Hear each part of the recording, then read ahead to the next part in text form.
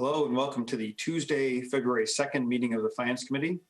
Pursuant to the Governor's order suspending certain provisions of the Open Meeting Law, General Laws, Chapter 30A, Paragraph 20, as well as the Select Board's emergency order dated March 16th, 2020, the Finance Committee will be using remote participation for this meeting. The audio of this meeting is being recorded and will be posted to the town's webpage within 24 hours in accordance with the Governor's emergency action requirement of keeping the public informed of actions during this meeting. I would ask that all participants remotely attending this meeting, please state your name for identification purposes each time you speak throughout the meeting. At this time, I will take a roll call of the committee. Mr. Alfred. Here. Mr. Whitaker. Here. Ms. Nersessian. Here. Ms. Zemer. Here. Mr. Murphy. Here. And Mr. Maxwell. Here. Okay, and of course, as usual, I am here. So let's get started. First up is approval of minutes or other administrative matters. The only thing that I know of is that we have the minutes from last week. Those were distributed this afternoon. As I said, I think what we'll do with those is, since not everybody's had a chance to review them because they came out late, we'll put that on the docket for next week. But I'll try to make sure I work with Mark to get the minutes out earlier for this meeting, so that we can stay current, and next Tuesday we'll look to approve both. So please try to make sure you read both. Read this set that you got today and the set you'll get shortly after this meeting. Okay. Other than that, there's nothing administrative I know of, unless anybody has anything. I don't see any hands up, so we will proceed. Okay, let's get started right with our budget reviews, because I saw, if she's still here, I saw the town planner. Yeah, there she is, and I saw our town administrator. So we're good. I don't know who's covering what, but I assume, Karen, you're going to do the planning board budget first. And I know that I scheduled them as planning board and then town clerk elections and ZBA, but I know you do both. So if you want to do planning board, then do ZBA, so you don't have to stick around. That's fine with me. Sure. Okay. And sorry to interrupt again, Karen, but just for everybody on the committee, this budget, Travis has been putting all the budgets into the shared drive. So if you don't have it in front of you, you can pull up the shared drive. So, go ahead, Karen. I think that Travis posted an amended version later this afternoon. So just to make sure you all have that. Yeah, so that actually, that came by email to the FinCom email group this afternoon after my discussion with the chair. With a change that is sort of related to what we did in December. So if everybody did not get that, let me know, but I sent it to the full FinCom email. Right, and I will point out, just for clarity's sake for the committee, the budget that is in the shared drive, if you're looking at it now, reflects, if you recall, we added money for additional hours in December, a few additional hours in December for the planning board, due to the workload that was developing over there.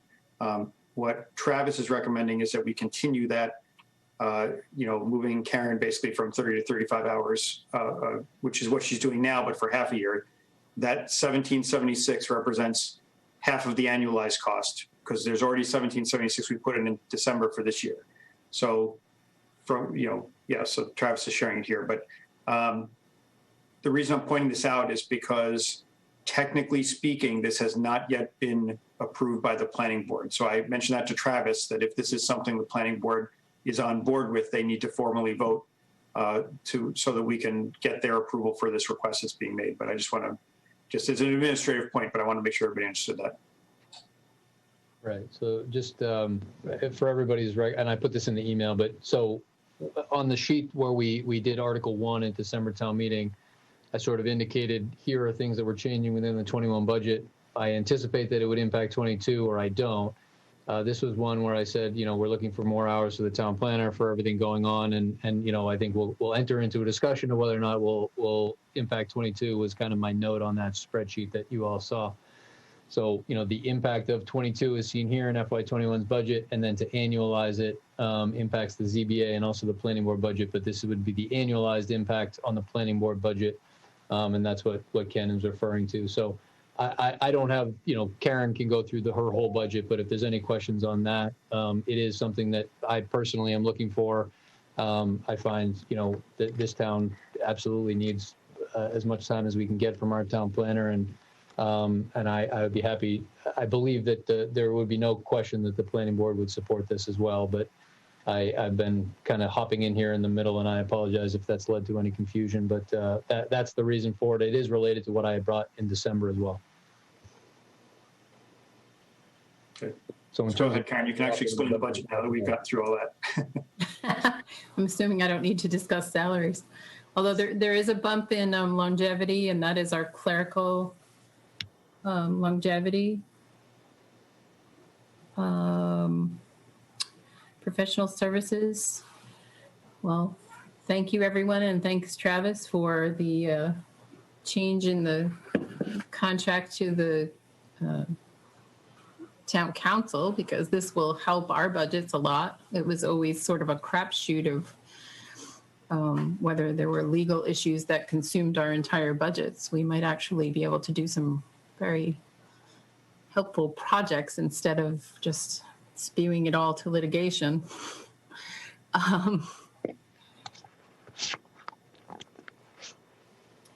Communications, I think, is the same. I'm pretty sure that the phone situation got itself straightened out, and our communications generally are sort of legal ads for things we're required to do, anything that comes up for town meeting or our own planning board regulations that need legal ads and mailings. Office supplies, very modest. And wow, we haven't really spent much. You're not in the office. I'm sorry. You're not in the office that much. Oh, I got to sharpen more pencils and be in the office. That wasn't meant as a dig. It was a lot of the year. Sure. I got some toys from Chris, which my nice little headset and things, the laptop. So, we are doing stuff, but it doesn't really come out of our budget. Professional development. This is mine and the board. So mine are memberships, longstanding memberships in the Mass Association of Planning Directors and the Massachusetts chapter of the American Planning Association. The board, both planning board and zoning board, are members of the Citizens Planning Training Collaborative, and they offer certification to board members, and they also offer 2-hour sort of training sessions on a sporadic basis. This year, all that has nicely gone online, and hopefully the board members will take advantage of that. That is the bottom line on the planning board. And the revenues shock me because I feel like we've been busier. Yeah, well, it's only as of December 31st, right? So it should be higher. I mean, I would expect it to be higher as well, but it's early. So, okay, so we'll go. We'll go by the hands. I see Mr. Alfred has his hand up. So go ahead. Yeah. So I just trying to understand the increased hours and sort of what that is exactly for, and if it would be fair to say that the extra hours were also revenue generative. Are you processing more sort of plans that require fee payments and things like that would have ordinarily been taking longer? And no, sorry, can't really do a one-to-one correlation there. Yeah, unfortunately, it really is supporting either long-term efforts or long-standing applications, outstanding applications in front of the board, namely 555 Hoppingbrook. That's what I was going to mention. Okay, so just with that, to follow up on Dan's, sorry to interject, Dan, but just one thing that comes to mind is obviously the planning board has a fee structure, right? If the feeling is that that more time is needed for these plans, and again, I'm sure it varies based on the plan, but I'm saying is if there's a need for additional time on your part to deal with the plans that are coming in, should this be something that the planning board should be reviewing the fees for planning to adjust them accordingly? Right. You just said that most of the extra time needs to go to 555 Hoppingbrook. Well, why shouldn't they be paying for this? And basically, would be my sort of, and it may not be that I don't know if you can change fees mid plan or whatnot. Yeah, that's the problem. But my guess is also that it seems like given the community involvement in it, the plans and the need for the types of plans may change over time. So maybe there is an opportunity. Just something that I would recommend that the planning board look into. That really, if basically we're increasing your the hours especially for one project, and then also after that is over, and I know that these things can take a long time, but after that's over, is it something that you anticipate continuing to be?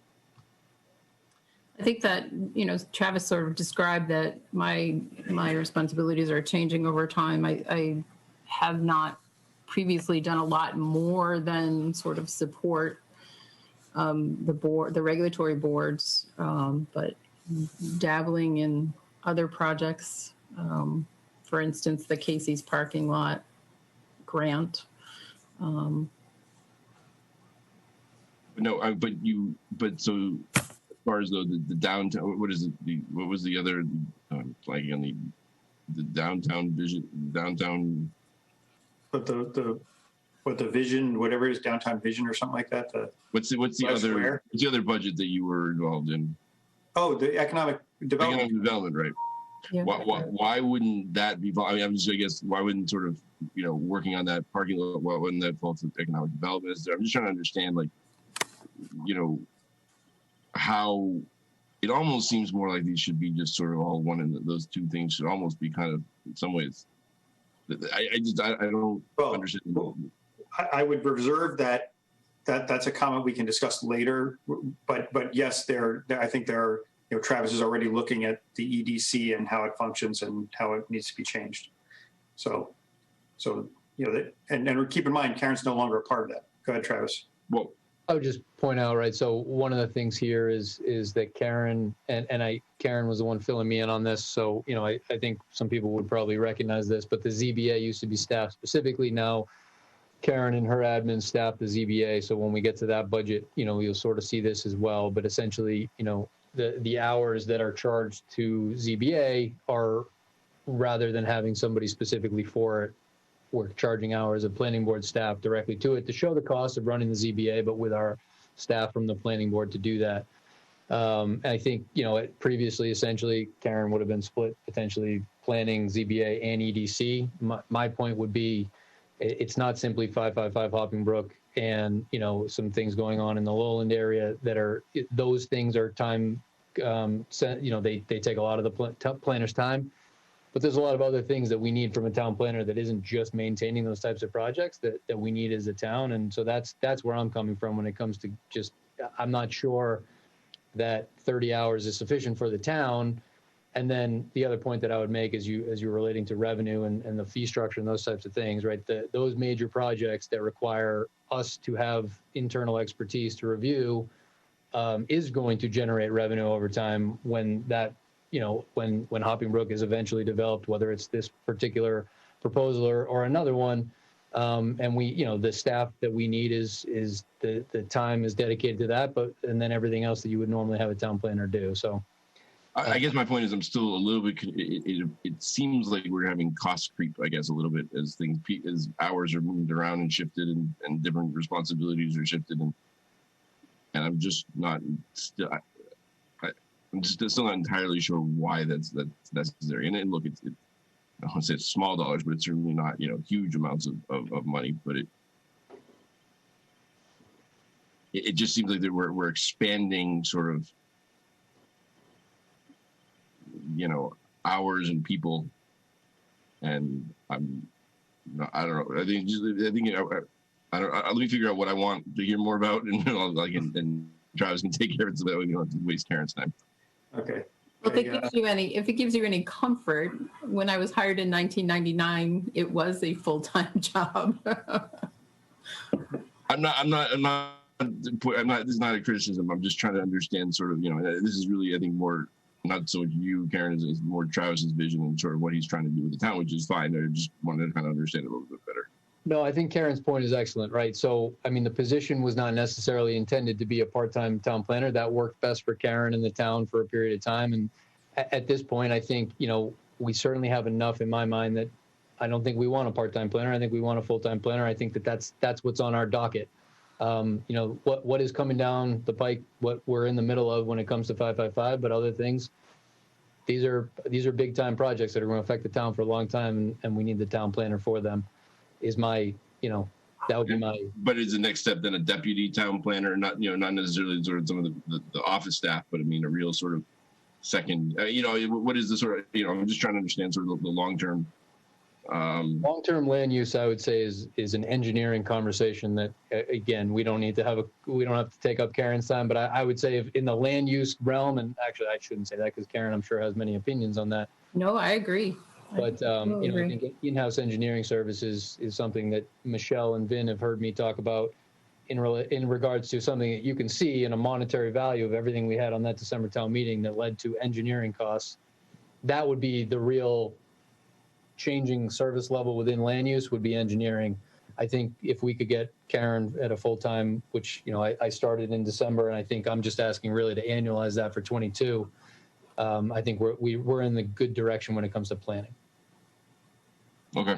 Obviously, in-house engineering could result in reduced costs elsewhere too. So pay for itself almost. Yes. So, Yes. Okay. Thank you. Mr. Murphy. Okay, maybe not Mr. Murphy. Did you? Yes, I'm here. Sorry. Okay, good. I was lowering my hand. So, Okay. question more for Travis than for Karen. Karen mentioned something about the legal, and I know you spoke about it before, but explain to me what we've done that changed it, and so it won't impact her budget. How we've changed the contract. Yeah, that's the thing with me, Tellerman, where we went to the monthly fee for legal services. Yeah. So As opposed to hourly, we're just paying them a stipend, and that should cover services. Yeah. So just for because Karen alluded to it, and we had this discussion. So essentially, what happened is we had a flat fee for litigation. Excuse me, we had a flat fee with Mead and Tellerman that excludes labor and litigation. We still have labor separate. That's a council called Brown and Feely, but we rolled in litigation into the flat fee with Mead, Tellerman, and Costa. As you can see, is a large, a large expenditure in FY18, as Karen was sort of alluding to. That has blown up this budget in the past. Legal has blown up the select board's budget and some other ones as well in the past. And so I think when I had pitched that and we sort of entered into that conversation as part of what we did in Article 1 of December town meeting for the select board budget, that does have a positive impact of protecting the planning budget. The building inspector uses it, MTC as well. So it's going to protect this budget to a certain extent and give Karen a little bit more cost certainty. That was what she was alluding to. Okay. That's what I thought. I just need to be reminded. Also, Karen mentioned longevity, but I don't see any changes between what we appropriated and what we did for the fiscal 22 request. And it could have been based on how we're doing the salaries for FY22 right now. So maybe I just need to be reminded about that. So there's a $50 change in there. $50 change. It goes from Oh, that's the longevity. I was thinking it was going to be 26,163. It didn't change. Oh, no. Oh, okay. Longevity is Okay. for lack of a better phrase, it's like a bonus payment you get. So a bump you she's get not for- going up in any steps or anything like that. Okay. Right. That's fine. New pair of shoes. Okay, Mr. Maxwell. So I got a little lost in the conversation about an engineer, and it's probably my own just confusion. Karen, you're not an engineer, are you? Or are you? I am not an engineer. I'm a planner by trade. Cool. Travis, as you're expanding these hours, what type of additional responsibilities is she helping with? So again, I mean, my point is that the workload supports the 35 rather than 30 hours as it is. The conversation when I entered the engineering thing was, Dan was asking, does it make sense to have a deputy town planner based on what I was describing? And my only thought there, my response, which I think is what you're referring to, was if we were going to expand a position or something that really needed to be added on top of just, and again, this is not a significant sea change in my mind, but I'm just saying we need as many hours of Karen as we can get. what I was saying was if we were going to have a bigger change to the structure of the land use downstairs departments of town hall, I would see a need for engineering rather than a deputy planner. That was what my point was. Thank you for clarifying. Okay. I just had just a couple of questions, Karen. More focused on the budget, of course. When looking at some of the expended in FY20 amounts and looking at your requests, like professional services, we already explained that's you're moving to the fixed cost litigation type of thing. But then you have things like, your communications line where you funded it $1,000 in 22. And again, we're not talking large amounts of money, but just when you look at, half the year, you're already at a run rate above that, and you've exceeded $1,000. I mean, I don't know what happened in 2017. 2018 was probably when the town was paying for it, but the run rate is above what you're asking for 22, and that's kind of what I was wondering about. I was going to ask about the litigation, but we answered that question already. But is there a reason why you guys think, the planning board thinks that 1,000 will be enough for communications in 22, given that isn't where you've been?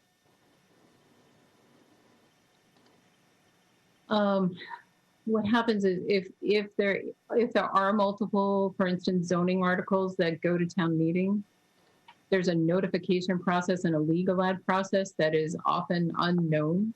So we do try to combine those as much as we can, but it can be sort of it can be an unexpected cost. Legal ads through community newspapers have jumped, probably at least doubled. I know for the poor homeowner who's running a special permit application legal ad, it's costing them more for the legal ad than it is the actual application fee. So those kind of costs are somehow in our communications line item. Yeah, so that's exactly my point, though, Karen. Right? If you're saying the costs are jumping, the budget request is inadequate based on your current run rate, right? So that would say to me that line needs to be higher. And again, we're not talking huge dollars here, so I don't want to spend half an hour on it, but it was just one of these questions where I wanted to ask if there was a reason why the planning board is asking for a budget that doesn't meet their current run rate. No, probably just my you probably have a better sense of it than I do. I really, sad to say, don't really pay close attention to it, but that's okay. That's okay. I'll follow up with the planning board separately. As I said, I don't want to waste time on $50. But I just was curious if you had for that. Okay. Any other questions for Karen on the planning board budget? Okay. If not, we'll move to ZBA and try to get that one done. This one should be a little more straightforward, so we can get Karen out of here. You want me to pull it up, Ken? Yeah, you go ahead and pull it up, Travis, if you want to.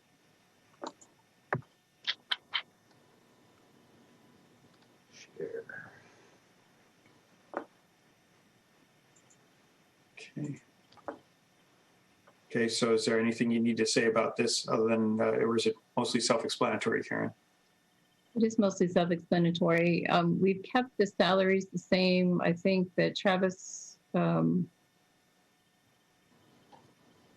balance this as sort of 7 hours for myself a month and the balance to our clerical person. So the clerical is combined. I have been physically staffing the board meetings themselves and drafting their decisions. So I don't spend a tremendous amount of time per month with them, but she's running the day-to-day things. As Travis was mentioning, you know, while we're in the planning board office, we're running both boards. This professional service line item, same kind of situation where it was, you know, sort of based on litigation being hit or miss. And, you know, oftentimes when we've had projects, we've had the two boards work together. Zoning map changes are sort of the big ones that Mark and I have been talking about recently. If we can call that together for May, I'm not sure whether we're going to make the deadlines or not. This communication line item, I think has only been mailings to date this year. This board has not, has been meeting regularly. This one is fine because the run rate's well below where Yeah. you don't have a problem there. Right.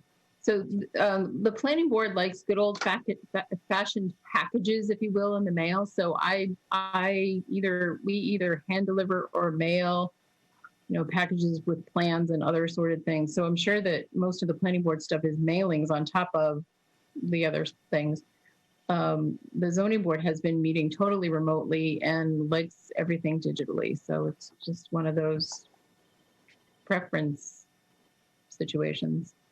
So does, and this may be a question for Travis, does this budget benefit on the professional service side as well from the Meade-Tallerman agreement?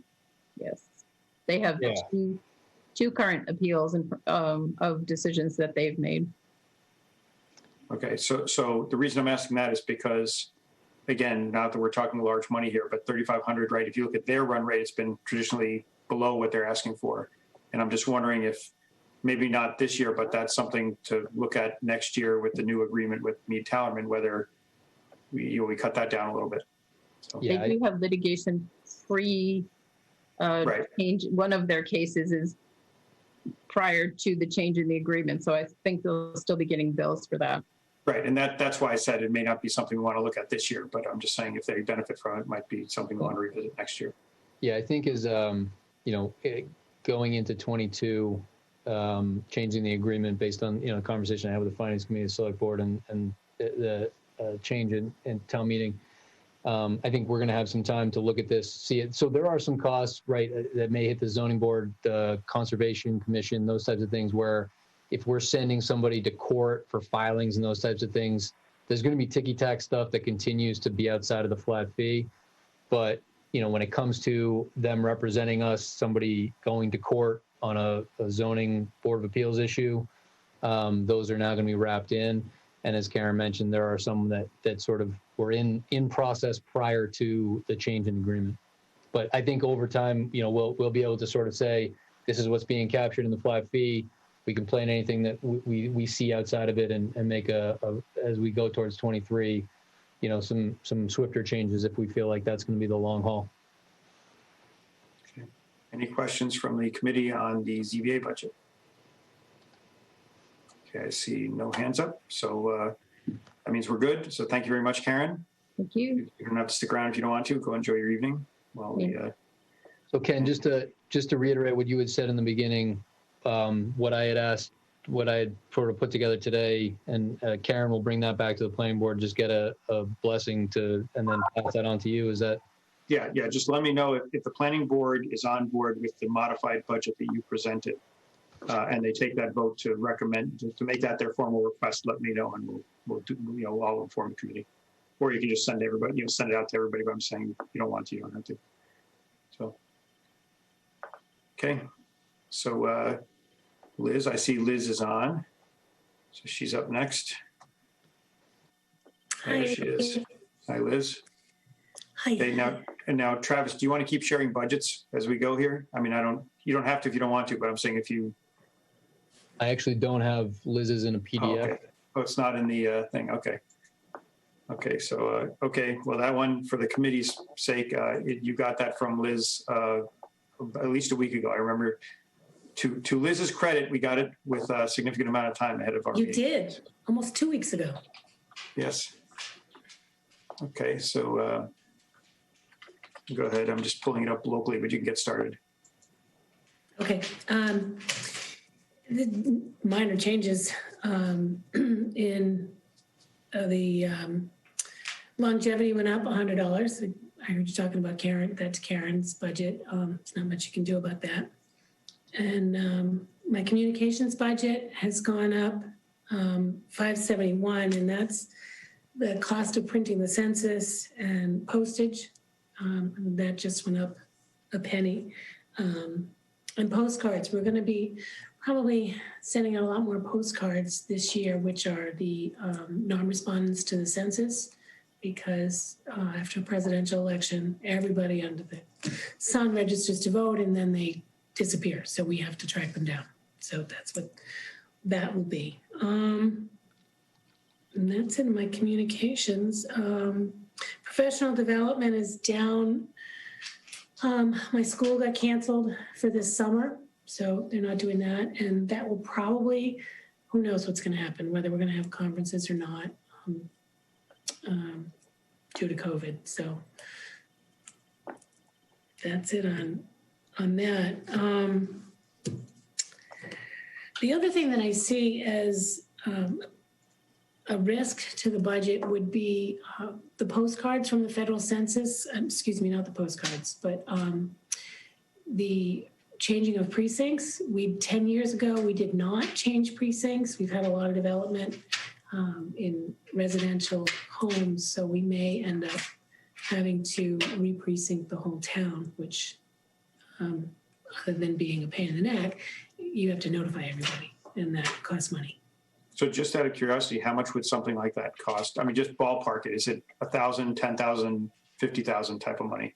Oh, probably 2,500, 3,000. Okay. You know, depending on what we have to print up. Okay. Okay, Mr. Murphy, you have your hand up. I do. I just have a question based on the census. Can you just give me a quick summary of what that entails, us changing precincts? So you have to just try to get the same number of people within each precinct? Is that how it works?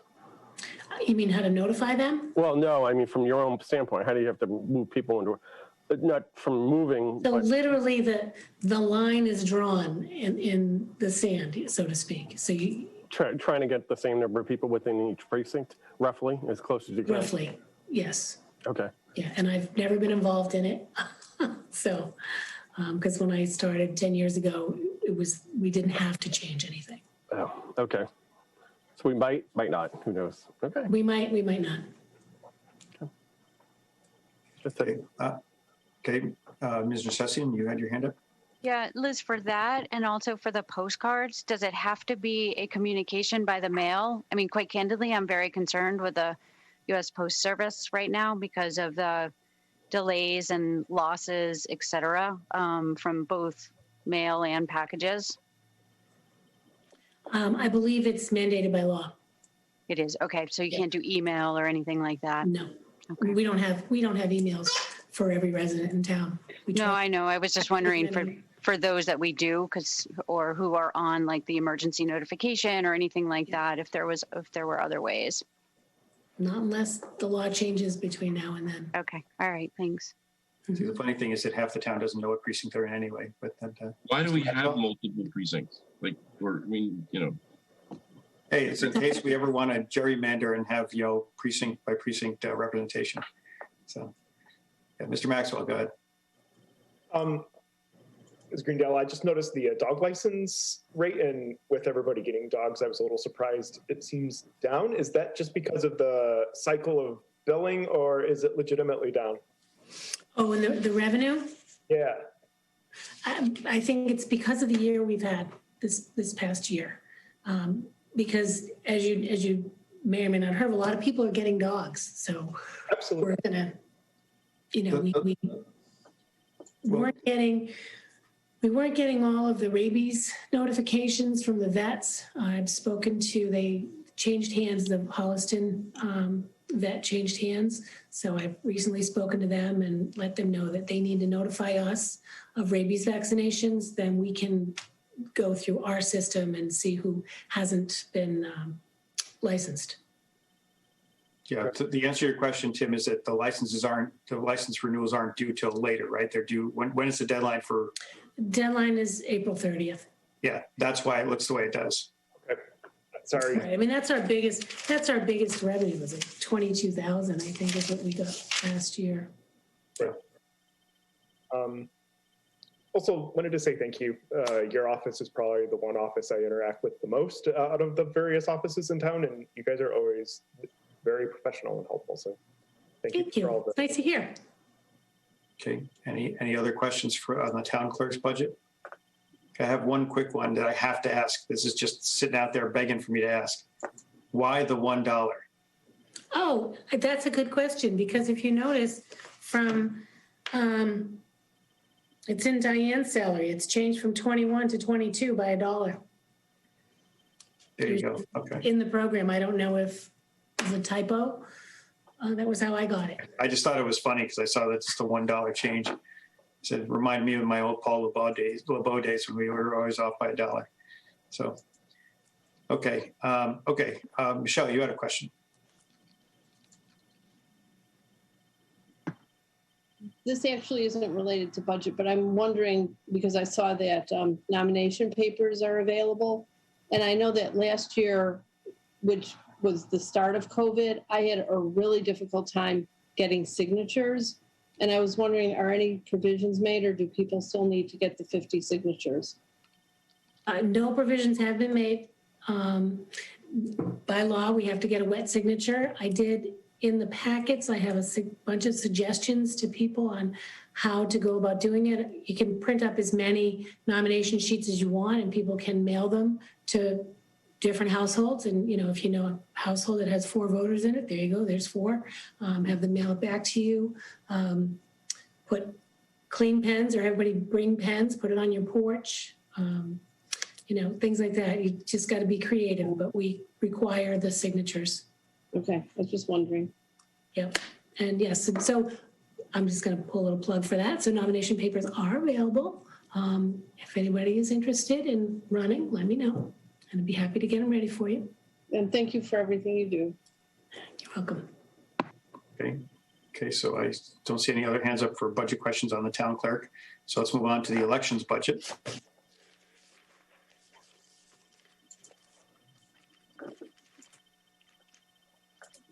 So this is a good year for my election budget because it's considerably less. Yes. The only thing I hate to tell you, but vote by mail is here to stay. It, you know, was temporary legislation, but it is definitely going to be here in the future, whether it pertains. So what are the financial implications of that? I mean, like, in other words, looking at what we just went through, right? How much more or less did it cost us to have significant vote by mail? And I know that in this case, there may have been funding that was available, but I'm saying if we end up having to eat the cost in the long term, what are we looking at? I'm still working on that because I'm trying to process my grant money that I received. So I need to do all of that calculation, but I will definitely have numbers for you when the time is right. But it all depends. It's so hard to predict. Yeah. We're gonna need the extra staff to do it. You know, just the regular people that come in, not to mention my staff and all the extra work that's required by them. Some of you saw the process this past year and how labor intensive it is to do it, because everything has to be filed and sorted and recorded and put in a secure location and then recorded again. And it's a lot of work to it. So I'm just giving you the heads up. Okay, Sue, you have your hands up? Yeah, I was wondering, Liz, the initial request to vote by mail, did the town cover that mailing, or did the state cover that mailing? Or did the federal government, I guess, cover it too? When you mean for the town election? For the presidential election. So there was an initial mailing that came out to say, do you want to vote by mail? And we had to fill it out and mail it back in to be able to get the ballot. So that postcard application was mailed out by the state. Okay. So we didn't have to pay for that. We did have to pay for mailing out the ballots. Yeah. Okay. To the voters. And then the state, for the federal election, the state paid for the ballots to come back. Got it. Okay. They took care of that, so the voter didn't have to do it. Okay, perfect. And then the mailbox, or the box that you had right by town hall, would you be using that again as well to collect? That's a permanent fixture, and the state did reimburse us for that. Okay, perfect. Okay, great. Thank you. Mm-hmm. Any other questions on the elections budget? Okay, if not, then I'll say the same thing everybody else said, which is thank you, Liz. You do a great job in the town clerk's office. We really appreciate it. And But you're all set, so you can enjoy an early evening. Thank you, Liz. Good. Excellent. Thank you. Bye. Yep. Okay, next up is Travis with the last two budgets of the night. The really, really super expensive sealer budget and the solid waste budget. And just before anybody asks, I already talked to Travis and said, look, this has been zero for many years. We kept it zero until it fell off the map and the history in the omnibus, which it now has, in terms of it's now been zero long enough that all the prior years are zero. So I said, going forward next year, let's just talk about this with the revolving fund discussion rather than having a zero budget to talk about. So Yeah, so I'll use that to tee up. We can take this out of the omnibus. Absolutely. I did reach out to the FinCom and select board liaisons to let them know that there's going to be a slight change in the request for the revolving fund this year. Let me just pull this up so you can see the zeros, and we can all get a good chuckle out of it. So here's the budget 000. Down here is the revolving fund. It has a balance in it.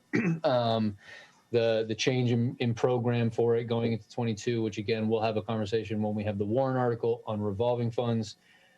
I think $5,000 is essentially the money that comes out of the revolving fund every year to pay the salary of the sealer and cover any costs that he has. Going into 22, he is going to need to purchase equipment for measuring at the new cannabis groups all throughout town to make sure that he has everything that he needs to be making sure that they're in compliance. So rather than his normal $5,000, I think we're going to be putting in, to raise the limit in FY22 to $9,000. So that's going to be the big news, but we can have that conversation again when we get into the revolving budget conversation. Okay. So any questions about the zero budget? Okay, seeing none and literally no money, let's move on to the solid waste budget. Okay, so solid waste, I think in what I had given you has a little bit of a narrative on it.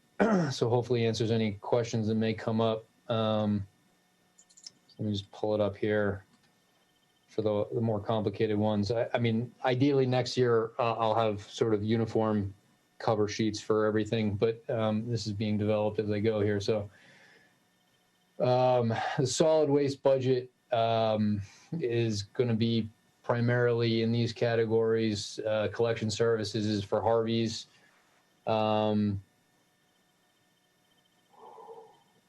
We are, this is not my updated version of it because we are going into year 3 of the 5-year contract. So let me just pull up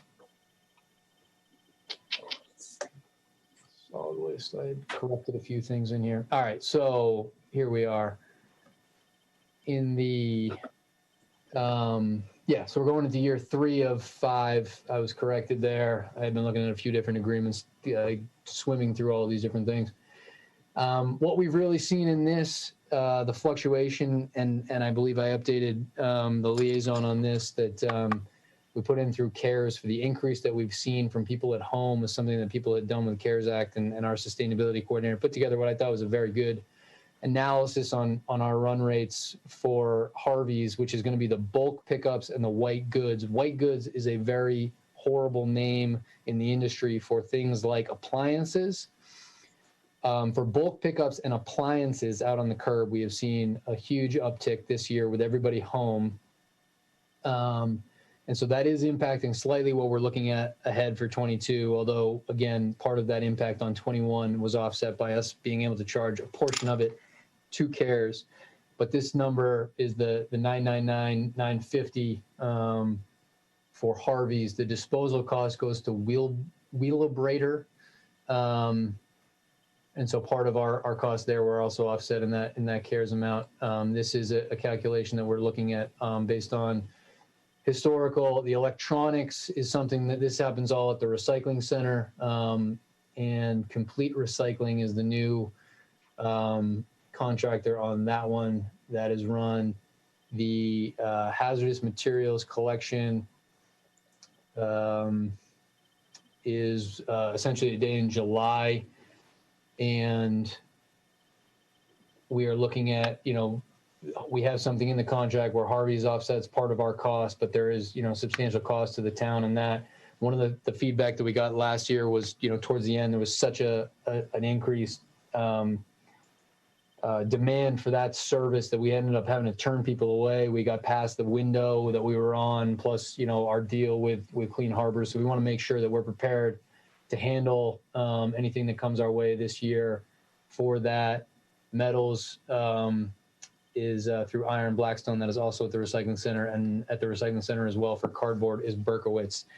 One of the things that I'm looking at when we come to department goals here is that now that we have the facilities manager who sort of looked at these operations as well, but mainly the sustainability coordinator looking at the operations at the recycling center, is to sort of say what can we reasonably do without substantial larger cost, but what can we be doing at the recycling center to improve service to residents. One of the things that the sustainability coordinator put up there was a drop box for textiles. So, I mean, not huge revenue by any means we're talking about, but the first check came in from that for $200. Right now, that just goes into the general fund. One of the things I'm looking at potentially for May, whether or not we want a revolving fund for the recycling center where any of those things can be going back into it. So we don't have to look at, increased cost to taxpayers. I'm being told that it's not in the Google Drive, so let me get it out there. So as I have it up on the screen now, I'll make sure I get it to the Google Drive soon. It is in the Google Drive. I was looking at it there a minute ago. Okay. Yeah. Okay, I'm not sure why this individual's not seen it, so I will look into that. Also, $6,600 was a grant received this year for recycling from the sustainability coordinator, being the one who sort of led those initiatives. So there's a lot of grant opportunities that he's going to be pursuing through that. So I have that in here. And then on a staffing level perspective, one thing that we looked at, if we could get, let's say, a revolving fund set up where revenue could be, put back into that, we don't have to, put anything on the tax supported side. We could potentially be looking at increasing hours of part-time staff. Maybe we have the recycling center open more often than we have it now as an increased service level. If we had a revolving fund, we could certainly have the flexibility to potentially be doing that. I think there's certainly interest in having it open more than one day a week. But that's something right now that, I don't really have flexibility in the budget to do, but a revolving fund could maybe help us, look at increased service levels at a reasonable, sort of cost there. So let me just get down to the actual budget here. This is the dollar amount that I have. It is, substantial when it comes to what we're looking at, but this is a larger budget, and when we run over and when we see changes in our bulk pickups, our white goods, I think we've seen creep in this budget, I would say. At the same point, I'm concerned about 21. I'm tracking it very closely. These come in on a monthly basis when it comes to all these different contractors. So it's one that, I think I'll be coming back potentially in towards the end of Q3 if we have any issues in FY21. But it's one that I think, to protect ourselves in FY22, I do project an increase, mostly related to the Harvey's component of it and the bulk pickups with the white goods. If that continues, we need to be prepared. But also some other minor tweaks. One substantial issue that we're looking at here that is sort of included in here, but is difficult to quantify, is new regulations from Mass DEP that is designed to remove mattresses from the waste cycle, the waste stream. That is something that, right now you can go out and throw your mattress out and it'll just be a bulk pickup. If we need to account for that differently, it's something that could impact us in the future with this budget, particularly in solid waste for the town. More to come on that. The sustainability coordinator and I are monitoring that. That is a DEP regulation change that we expect to be coming.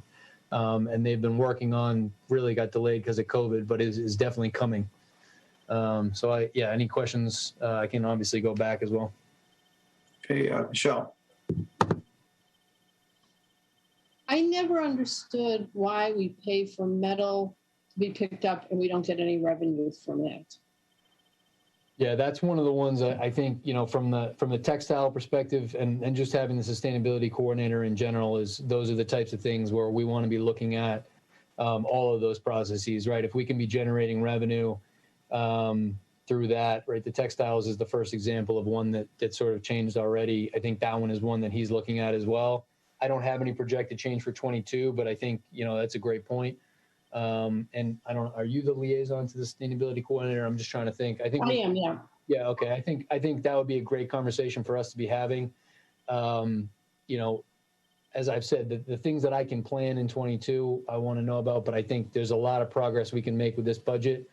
Right now, it's just kind of, the biggest impact to the bottom line is things that are a little bit outside of our control, but that is certainly one that's inside of our control. We fill up a 55-gallon drum just with like scraps, and we get a check for like $1,200, just with scrap metal. So, to be paying for someone to take it away instead of paying you for it just makes no sense to me. I'll make a note to talk to Matt about that. Yeah, no, I think we should definitely set that up. And I think, again, any of those things where we're generating revenue through that or changing that operation, which I think is something we want to look at, anywhere we can change operations at the recycling center. It's a relatively small area that I think it's just time for us to look at the full operations there. Thank you. Okay, any other questions on the solid waste budget? Okay. I had a couple of quick comments for you, Travis. Not so much on the budget, but on operations there. I don't know if you heard there was an NPR report probably about 3 months ago, maybe, where they dove into the history of the recycling and the recycling symbol that appears on plastics. That basically they went on a whole documentary of revealing that that's all fraudulent, put it that way, that the entire thing was invented by the plastics industry to give people the impression that these things were recyclable when in fact almost all of them aren't, and some of them are, if they are not economically recyclable and things like that. The only reason I'm pointing this out is because I, like many others, have used those as guidance for years to recycle.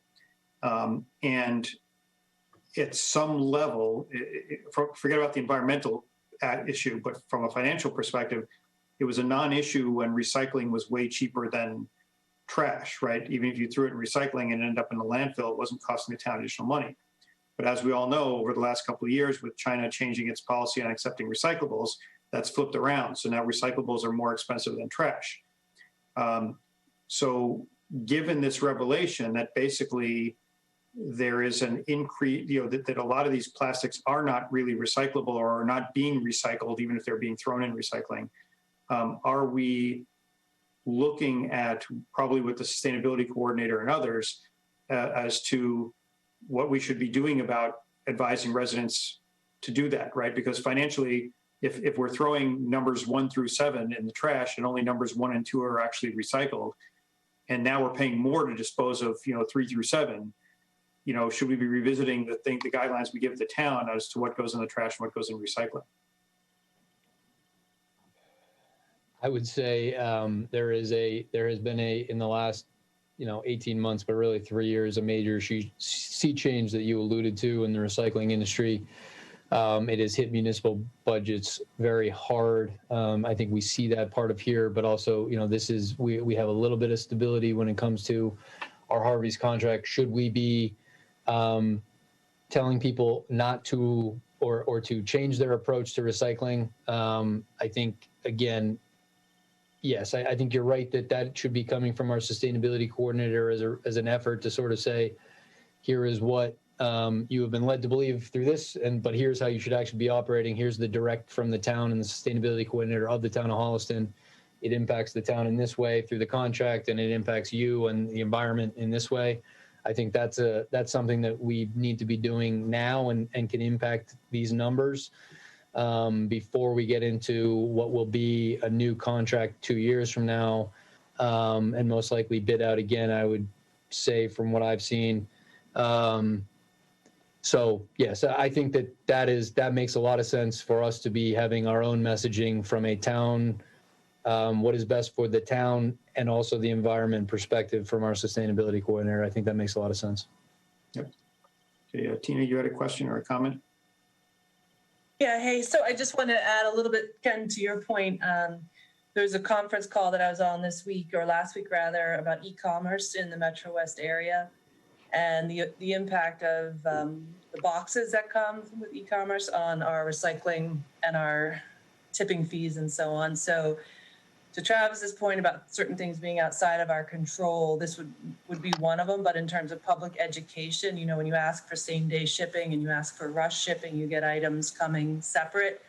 So you get multiple boxes, cardboard boxes that end up being recycled that the town ends up paying for. So when you break down those disposal fees that are in the budget, you'll find that the recycling piece of it is up. And those behavior changes we're seeing from the pandemic and online shopping and e-commerce and all that, that's a part of it. So just wanted to point that out. Okay. But just to be clear, though, the real issue I was raising was the fact that we've been lied to about plastic recycling. That's the specific issue, right? The plastics industry has convinced us that anything that has the triangle with a number in it is recyclable, and it's now been demonstrated through research that was just a marketing ploy. Yeah. So that's my point. That's why I said so. So from my perspective, like, again, there was no financial impact when recycling was cheaper if it ended up in a landfill. But not only were we duped from the environmental standpoint, but now we're being duped financially because people are throwing these things into recycling and it's costing us more money. And that's why I said maybe we need to re-educate, and to Travis's point out that maybe there are certain plastics that aren't recyclable. You should accept that, try to avoid using them. But if you use them, throw them in the trash instead of recycling, because they're going to end up in the trash anyway. Sure. And I think that, when pitches are made for e-commerce, you kind of have to look at this as a downside potentially for municipalities, that, we do see an increased cost when e-commerce is promoted and heavily relied upon. So I watched that NPR story too. It was very interesting, very frustrating. Yes. Okay, Mr. Alford. I just wanted to point out that, a number of years ago, a prior select board made a terrible decision to put a very small trash can as part of the process. And if all of a sudden you're going to tell the residents that a whole bunch of stuff isn't actually any longer recyclable, and it's going to have to go into the trash. Well, there are lots of implications. I'm just saying. I mean, let's look at everything because the recycling container was rightfully made at a larger size. The trash should have been the same size, but anyway. But now if you're, it's a very small trash can, so if all of a sudden you can't recycle as much as you could before, that should be assessed. Okay. Anyway, Mr. Murphy.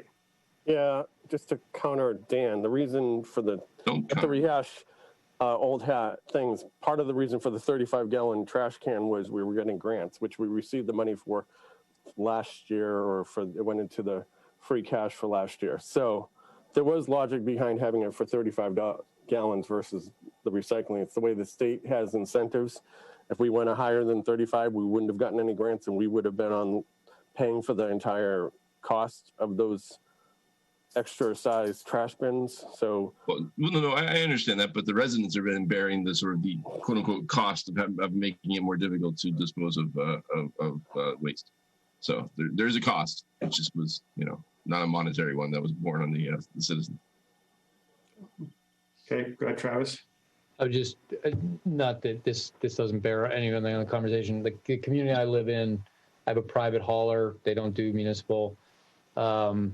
And so the private haulers, we have a little bit of competition. You can go between they all have sort of put in this additional quarterly cost to recoup their increased costs on recycling. So, I mean, the whole industry, however you're doing it, private or municipal contract, is changing. And, we are, again, insulated slightly, being in the middle of a 5-year contract. But this is a conversation we're going to be having as a community and municipalities moving forward. Okay. Yeah, I didn't want to take too much time. Just wanted to point that out. Okay. So any other questions for solid waste? I don't see any. So that means we're done with the budget reviews for tonight. So now we can move on to the regular business, which is, and start with any updates from Travis. So go ahead. Anything you wanted to update the committee on? I think we've had,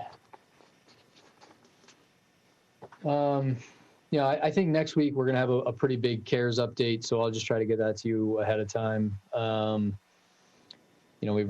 we're trying to balance and look out for what we need in the remaining end of the year with the schools. I think we're going to be in good position, but ideally my approach at the moment is going to be a pretty detailed conversation on Monday night with the select board, which I will, as I said, make sure Chief and I forward to you as well. Other than that, it's we'll have what we've started, which is the try to get some Thursday night budget meetings in with the select board to keep everything moving along on our aggressive timeline here for budgets. So that will be this Thursday night. We'll have a budget meeting with the select board. One of those items is going to be potential restructuring of the public buildings budget with the facilities management budget, which is relatively new. It will impact the IT budget. And so, those three will interface together. I've sort of given the liaisons of those budgets a heads up on that, and how it's coming along. But so Chris Mayo and James Keast and myself, with Sharon have been working on that, and sort of start that discussion Thursday night with the select board and move that to you as they get, if they're comfortable with it. Other than that, I don't have anything at the moment that I can think of. Okay, that's fine. Mr. Alford, you had your hand up? Yeah, if I could just make a public request. There have been some things that I've noticed. I haven't been able to watch unfortunately watch the select board meetings, but at least trying to glean what I could from Holliston Reporter. There are some requests that are coming before the select board that invariably have more than simply that will result in more than simply CARES money that needs to be spent. And I think in situations like that, it would be important to loop the finance committee in before we start approving some of these monies and they're spent, and essentially putting us on the hook for probably coming up with funds otherwise, or essentially having wasted the CARES funding. I think that there's been this perception that because of the select board has sole authority over the CARES money, that the finance committee doesn't necessarily need to be involved at all in sort of at least the thought process of it. We wouldn't be made aware of the decisions, but we wouldn't be included in the decision making process. But before these decisions are made, for certain things, especially we should if it's go out and buy 100 masks from the chief because we need them for the ambulance, that's not what I'm talking about. But if it's almost like a program or it's sort of an ongoing type of thing that will have other expenses, and I guess the thing that comes to mind the most recently is the PCR machine that the schools requested. That there's a lot more to that than what they were requesting, and it's frustrating that the finance committee was not involved at all, and even sort of liaison type discussions, regarding some of these things. Or I'm not sure if Ken has attended CARES type sort of chair meetings or anything like that, but I haven't been invited to those. Yeah, so it definitely seems like the sort of the select board's off sort of just nothing inappropriate, but just sort of spending the CARES money in a vacuum. And my point is that for many things that it is not spending in a vacuum. It is either putting us on the hook for future expenses, or a larger expense that's going to come from that because there's more to it that we may not be able to afford if we run out of here. Well, I hear exactly what you're saying, and I think again, as I let off with, my intention is next week, when we're ready to sort of have the where we are, and let's do the roadmap to the end of the year, that we loop sort of you in with that. I think other than the PCR machine, which I think we had a discussion on last week, can you give me another example? I mean, a lot of these things, when it comes to the 2 times a day high touch surface cleanings in all these municipal buildings, I think as we get into those facility budgets in 22, that's kind of, I've always sort of, that's how I see the conversation coming into a realm of what do we really want to be building into our operations moving to 22, which I consider the finance committee to be heavily involved in. at the moment. Well, over the summer, there was the the mortgage relief program that I sort of inserted myself into, I guess, but it was not proactiveness on my part rather than and it just sort of feels like that sometimes the decisions are being made. It's not, there's no collaboration, whether and not because there needs to be collaboration, but because there should be collaboration. I got you. Okay, so that moves when I segue into the next thing, which is liaison updates. Anybody have any liaison updates? I don't know. Michelle, do you want one of us to talk about the ongoings on with the schools? As I mentioned last week, we reached out to them, to the budget subcommittee, to get going on the FY22 budget for the schools and find out where they were and so forth. We did finally have some discussions with them. We didn't have a meeting yet. That we're going to meet with them later this week. And we're going to start setting up regular meetings in the coming weeks. I think that one of the potential dates is next Monday or Tuesday, so we might have an update for next week. But they have finally gotten in touch with us and said that they're going to ramp up our involvement in their budget discussions as they get prepped for FY22. So I don't know if there's anything else you want to add, Dan, but that was pretty much the summary. No, we just sort of had some preliminary discussions with one member of the school committee and sort of discussed a whole bunch of different things, and it's going to be complicated, and we've sort of told them this, that the earlier we get sort of a handle on what's going on, the much better it's going to be, because it's going to be a very complicated budget season in general, just overall, not yeah. But it sounds like there's a lot of stuff going on in schools too, that they're quite busy with, yes, all the stuff over there as well. So yeah, I think that's what I got. Okay, Mr. Whitaker. I have two, actually. One of them is with, I was with Sue in conjunction with Sue talking to Parks and Rec. But the other one that's a little bit more pressing is or I think would be more pressing, is I've been working with the Council on Aging recently about costs associated with potentially getting the 75 plus crowd, so to speak, getting them to get the vaccine. There's a lot of different things associated with it that kind of play into it. For instance, there's not a shortage of volunteers, as I understand. However, from a legal perspective, I guess it's not such a great idea. Travis might be able to speak better to that particular point. But they're looking at, or it's being examined right now as to CARES funding, if some other means had to deal with it.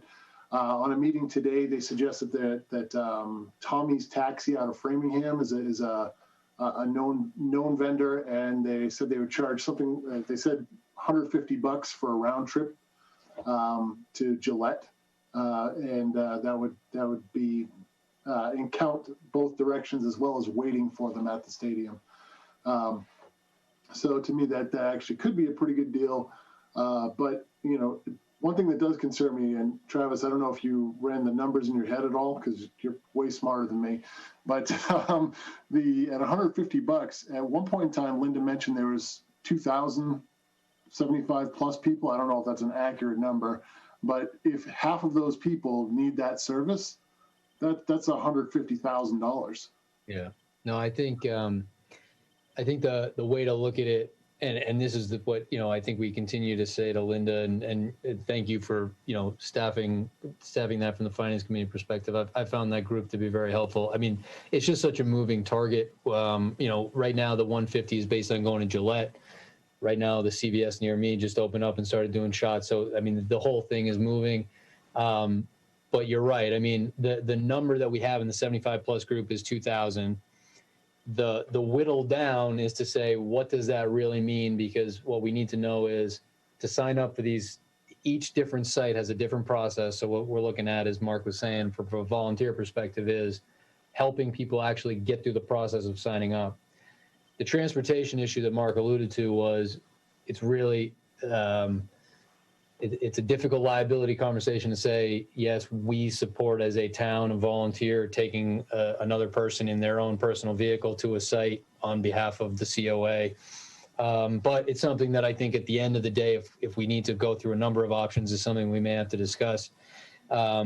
But so to your specific question, Mark, on what is the scope? That's the question, right? Of 2,000, these are the people that relatively are consistently interacting with the COA. It then comes down to who has the capacity, neighbors, family members who can help them and take them. If you rely solely on the COA for all ridership, you don't have anybody who can help you. Those are the ones that we can sort of quantify now because the COA knows them, is constantly interacting with them. Who comes in the next? Who says, I don't go to the COA, but I don't have a family member who can help me sign up and take me to an appointment. That then becomes people who aren't consistently at the COA, and we got to make sure we're capturing them. So the tricky part is, as Mark just alluded to, is it's not 2,000. We know that. There's going to be a number of people who just have family members who are doing it for them. But what is the number, right? And that's what I think the COA has been sort of working to quantify. And as Mark is aware through this group, we're also trying to get a sense of, we can be helping collect the information, make sure people know what they're going to need to sign up for appointments and those types of things. And if the COA can start to be part of, look, do you need help doing this, and get a form in which they're filling out that information and we're helping them. Well, now we're going to collect who we know is going to need our help, and then we can get a real number of who we need to transport. Right. And there are a couple of things I would add to that based on recent developments. First thing is that, again, I'm not involved with the discussions you guys were having, but just kind of points of information. The Biden administration today announced that they were going to start shipping vaccine directly to pharmacies. That doesn't mean that Holliston's going to get it to, but they've already discussed it with Walgreens, CVS, and Rite Aid. So my expectation is that, again, I don't know, it's not going to happen, next week, but I think that per your comment, Travis, about the CVS near you, I think that might be happening more in the coming weeks. The other thing I would point out is that there was also part of that, and again, I don't know if this was executive order or part of the last stimulus or whatever, but the FEMA reimbursement for vaccine expenses comes in here as well, right? FEMA I saw today that was kind of made official in some capacity, that FEMA will be reimbursing 100% of vaccination related expenses. So I don't know if transportation falls under that, but obviously that might play into this whole thing as well. So it might be that we don't need to take them to Gillette. It might be that even if we do need to take them to Gillette, the federal government might be covering it. So again, it's too early to sort out, but just so that people in the public are wondering about this, there are a lot of moving parts still. So I did bring that up to in the meeting today, that and Chief Cassidy suggested he would be attending a webinar on or something to that effect tomorrow to kind of get the lowdown and dirty on what is and is not covered. Okay, Michelle. I got an email. I see Dr. Granda in town, and I got an email from the Mass General Brigham, and their doctors are going to be setting up clinics too. So there's one in Framingham. There's, I don't think they're going to be giving them in Holliston, like Framingham. There's doctors' satellite offices all over, and they said they're going to be starting that this week. So I think that they said they're getting their vaccine this week. Yes, so I think other doctors are going to be getting it too. Right, and that raised another thing that I heard this week, which was one of the comments that was made. I think it may have been on the Boston Public Radio show, whatever the midday show or something, where they were talking about the vaccination. They said that a lot of the provider networks, like Brigham, Partners and so forth. What used to be Partners, now I guess they're what Brigham, Mass General Brigham, or whatever. But that those, if you're tied to them through insurance or your provider, that they are themselves taking care of their. In other words, it's not so much that they're doing the vaccinations; they are in some cases, but they're arranging for the vaccinations for a lot of their subscribers. So if people out there aren't sure, obviously you have the public options of going to try to get an appointment at Gillette. But if you have insurance through some of these provider networks, they're kind of arranging things and contacting you when it's time to get the vaccine and saying, here's how you do it. That's what my doctor's doing. Emails. Yeah, they said we get an email. Yeah. So, okay, and this is a nice segue. Anybody have any other liaison updates? Okay, I don't see any hands being raised. So it's a nice segue into the COVID-related expenses. We kind of discussed that already. The chief told me earlier today he wouldn't be able to make it, but he said there's nothing new to report. Everything's still okay from the PPE side and finance side of the PPE. They're still getting their allotments and so forth. So he said there wasn't really much of an update, but if we needed one, I should just tell everybody that things are still, things are still okay in the supply side and the finance side of the COVID response. So, okay. The last thing on the agenda, of course, is anything we didn't cover that we want to talk about FY22. Did he say we're yellow? What? Are we yellow? We're yellow. Yes. Yes. So We have a yellow party. We should all get together. They said all get together and celebrate being yellow, right? That's it. Yeah. Yes. Yes. Well, I think that the kind of we've seen, or at least I think nationwide, it's beginning where we've seen the New Year's peak, like the holiday peak, right? The question is whether, and this is what, not to go down that rabbit hole, but I mean, this is what the experts were warning about, though, or the variants, things like that, that it doesn't automatically go down, right? If a new variant comes in, there could be other issues. So it's still important to be diligent and so forth. But with regards to FY22, there isn't really much. The governor's proposal, you saw the email from Travis about the governor's proposal. There, he's basically looking at level funded local aid for 22. But I will kind of, say that's obviously a good thing. But we ended up with slightly less than what he suggested last year. But also, as we know from past years, right, there's still a reliance or an expectation of federal funding. There's still an expectation that we're going to get revenue from other sources, including legalizing sports betting. So, it works with the blueprint he put together, assuming he can get the revenue sources that he's recommending to the legislature.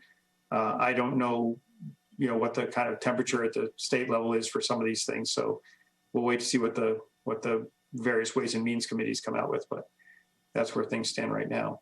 Other than that, I don't think there's any, Travis and I met earlier today to just go over our sync up on our spreadsheet, so to speak. And I think we were in agreement that nothing substantial has changed since the last time we talked. So, okay, anybody have anything else? That's the last item on our agenda. So if anybody has any comments they want to make, anything, last things, if not, raise your hand. If not, then we'll. Michelle was just kidding, by the way. No one should go and have a party because we're in yellow. No big yellow party. That was sarcasm. Sarcasm. Yes. Motion to adjourn. Yes, and yes. Before I entertain the motion, I will say what I always say, which is the fate, both financially and health-wise, of the virus is in our own hands. So make sure you're masking up. Make sure you're distancing. Make sure you're being smart. The sooner we all, do the right thing, the sooner this goes away. Better for all of us. So, I believe actually the fate is in our nasal passages, but anyway. That's true. And your respiratory tract, you're right. Second. Okay. Anyway, since we've reached the end of our agenda, I'll entertain the motion. Motion to adjourn. Second. Okay, that is not subject to discussion, so we'll proceed to a vote. Mr. Alford? Yes. Mr. Whitaker? Yes. Ms. Nersessian? Yes. Ms. Zemer? Yes. Mr. Murphy? Yes. Mr. Maxwell? Yes. Okay, and I vote yes. That concludes the Tuesday, February 2nd meeting of the Finance Committee. Thank you for joining us tonight. We will be meeting again next Tuesday, February 9th at 7 p.m. to continue our budget reviews and all other financial matters pertaining to the town. But for tonight, we're done. So thank you and good night.